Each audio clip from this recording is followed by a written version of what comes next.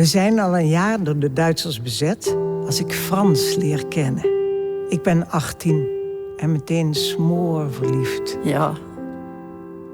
Tegen de avond wordt het geknal heviger. Het komt dichterbij, steeds dichterbij.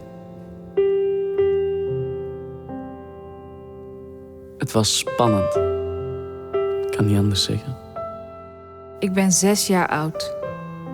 Bij ons thuis in Zevenum richt Richard Nietzsche zijn pistool op mij. Natuurlijk zingen wij. We zingen de longen uit ons lijf.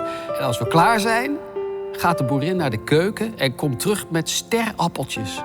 Een schaal vol rottende sterappeltjes. Maar wij smullen ervan. Ik zie die fiets.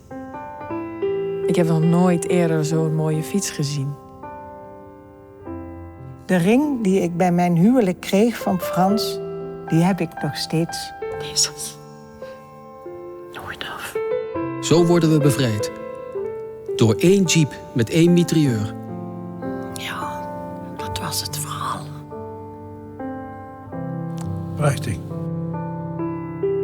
Ja, dat is waar. Goed gedaan.